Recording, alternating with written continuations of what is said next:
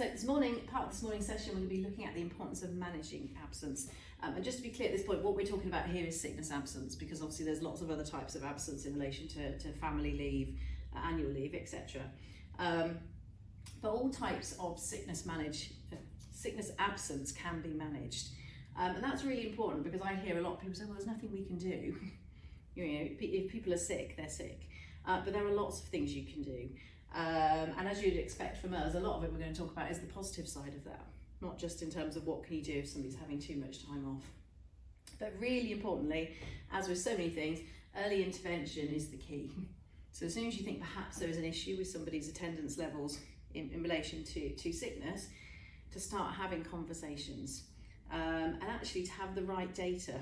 So it's really important that you have data around absence, so you know when a conversation is needed, as opposed to perhaps, which we can all do as managers, you think, oh, that person is always off sick.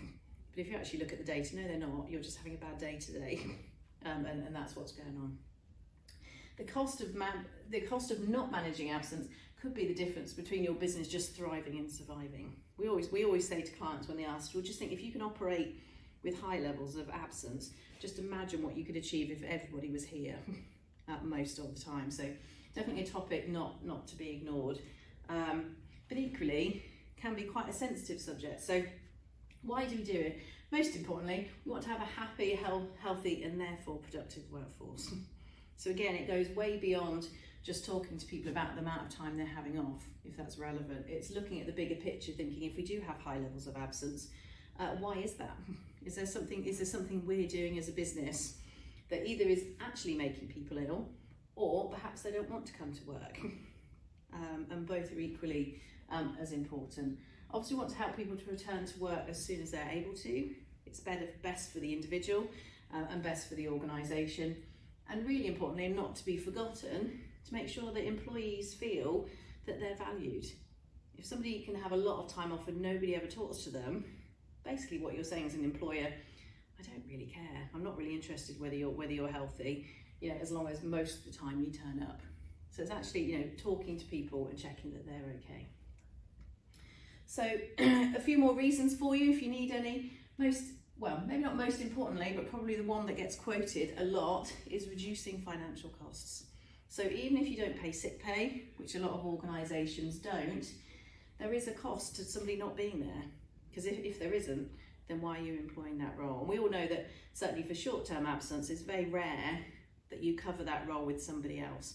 So you're putting extra pressure on the people that are there all the time. So those extra members of staff who are having to cover that work. Or if somebody is going to be off long-term sick, are you then having to pay somebody else to cover that role, so temporary cover? We couldn't cover this topic without mentioning the law. So by managing absence properly, reduce the risk of any employment tribunal claims, which could fall under many different areas, which are actually some of the most expensive.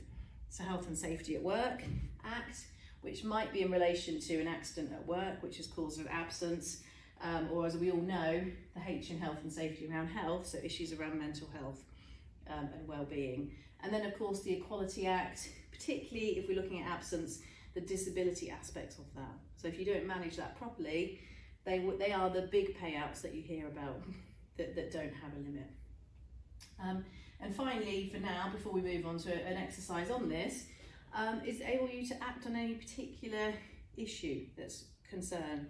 So again, if you've got that data and perhaps, your marketing department has 5 times as much absence as your finance department, you could just think, oh, that's unusual. Or you could think, I wonder why that is. What is it about? Is there something going on in the marketing team?